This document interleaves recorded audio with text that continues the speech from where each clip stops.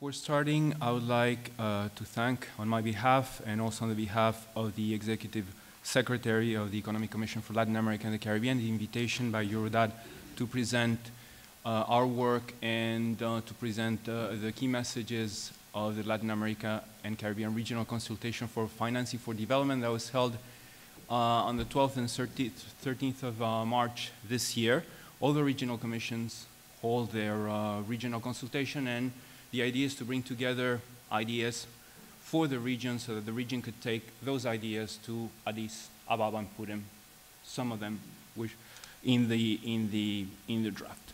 I'm going to talk about 5 key messages. The key messages are based on this document, which is called Financing for Development in Latin America and the Caribbean, a strategic analysis from a middle-income country perspective, and you have some copies outside if you want to get the full, all the messages.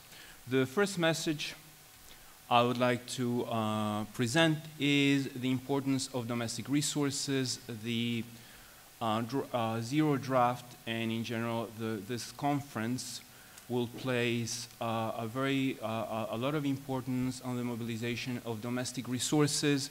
And the message is that domestic resources are certainly at the core of financing for development, but you also have to give a lot of importance to the limitations some countries face in raising domestic resources.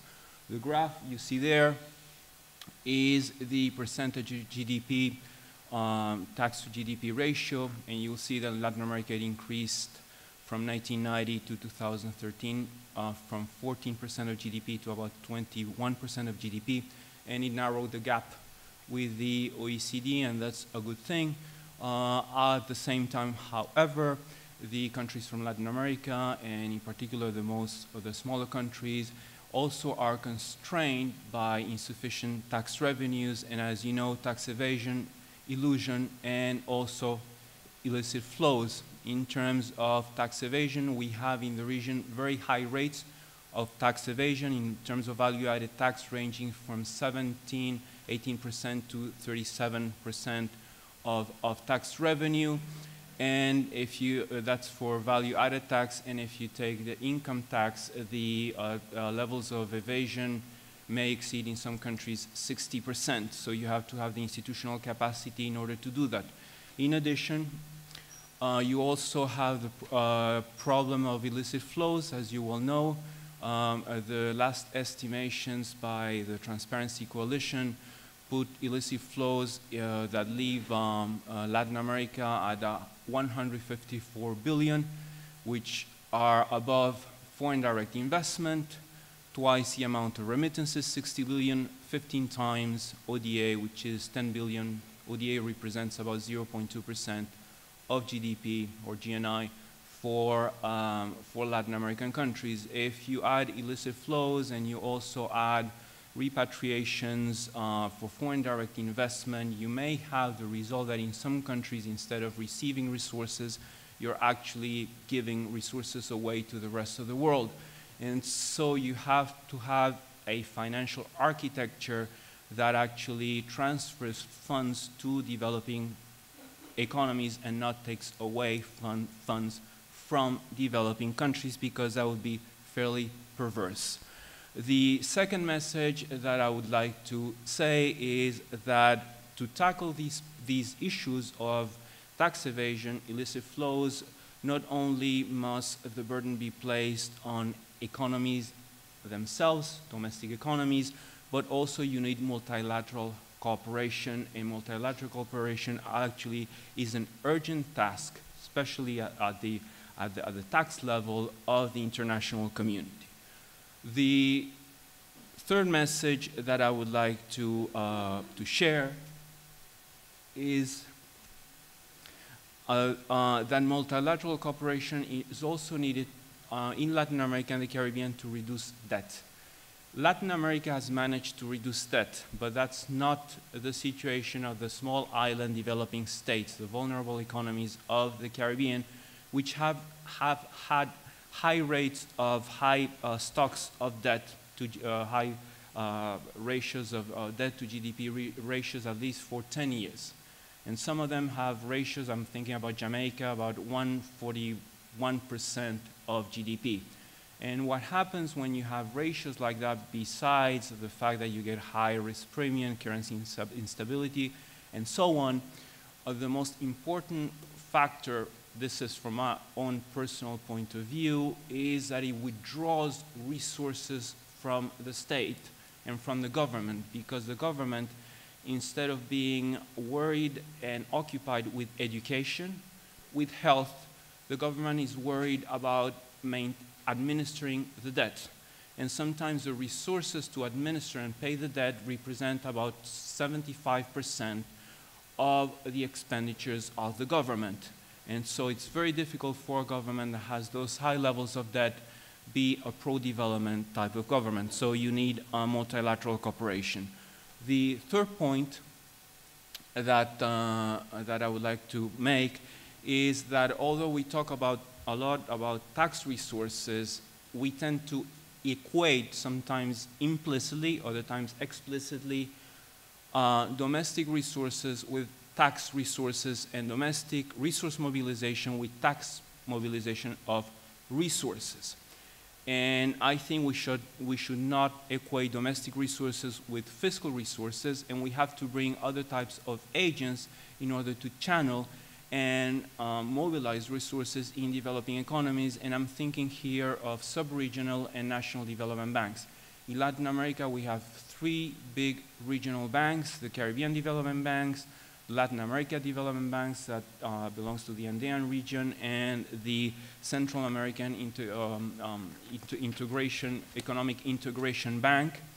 And these banks mobilize, the 3 of them, more resources and lend more resources to Latin America than some of the big multilateral banks in some years, like the World Bank or the IDB.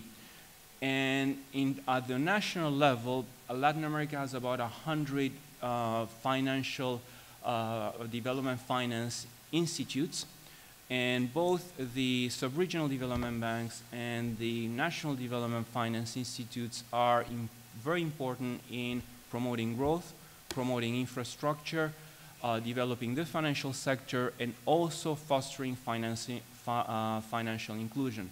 And here at ECLAC, what we sustain basically is that financial innovation does not have to be a bad word, that you can use financial innovation for inclusion, for development, but the way one thinks about financing innovations has to change. One should view a financial innovation as a public good, not a private good. The fifth message that I would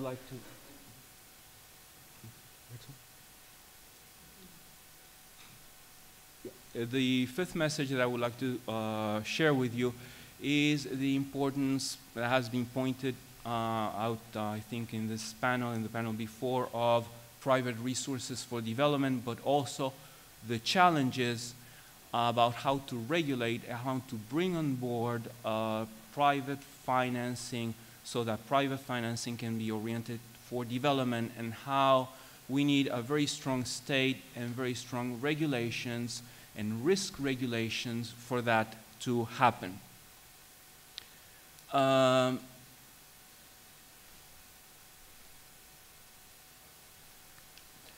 The fifth, or the before last point that I would like to share with you is that we believe in ECLAC that in the same way that you have to understand that the financial landscape has changed, that instruments have changed since Monterey, sources for financing have changed, the forms of corporations have also changed. And I've heard in the last, in this conference, a lot of ODA, which is a certain form of cooperation. In ECLAC, we're trying to promote South-to-South cooperation and triangular cooperation, which we believe is essential for growth. South-to-South cooperation is generally a cooperation among equals. It's not donor beneficiary cooperation. It's not so vertical as ODA. It's more a horizontal cooperation. it doesn't focus so much on poverty. It focuses on infrastructure and on growth, and also on sharing technical knowledge. And for that reason, we believe that it's an important pillar that has to be included in a financing for development document.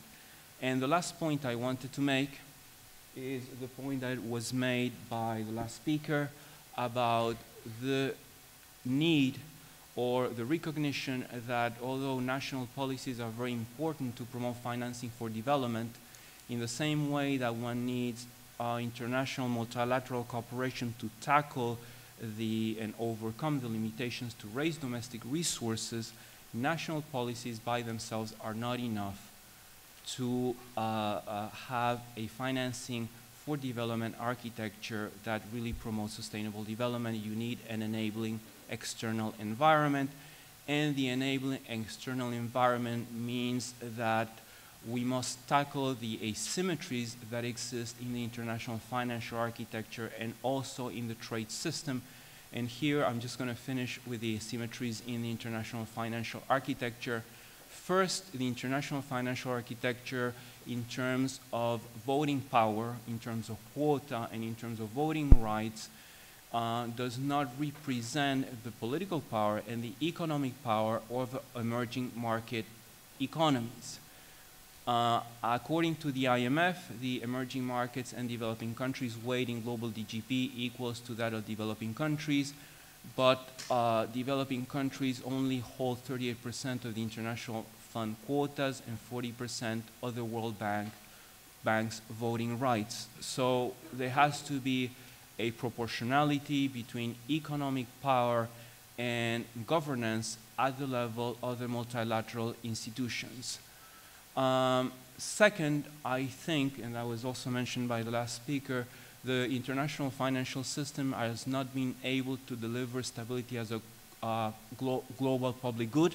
In order to illustrate as the financial assets, for example, between 1990 and 2007 or 2008 increased from 90 to 225 trillion. GDP increased from 20 to 60 trillion during that time, and most of the increase from 90 to 225 trillion of financial assets was within the financial system itself. It did not go to the real sector. And today we're seeing again in the instability of the financial system in terms of commodities.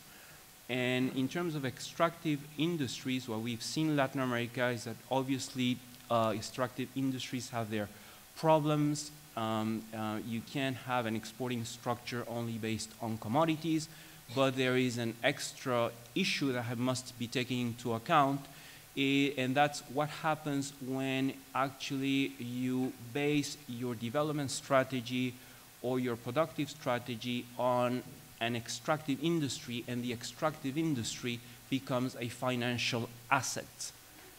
And so the instability that you can get in the rest of the economy, in your fiscal accounts, in your current account balance is very high. And finally, so that has to be corrected for. And finally, another feature that should be included in the financing for development document is the need to bring in regional financial institutions into the multilateral financial architecture. Regional, for example, development funds. We have the experience of one fund, the Latin America Development Fund in Latin America, which acts very differently than the IMF. It does not require conditionality. It helps some of the smaller or middle income or middle-sized economies in order to face balance of payments crisis or shortages of liquidity. And this type of institution can be a second line of defense when to confront the volatility of international markets, or when countries have to face the effects of international crisis. Thank you very much.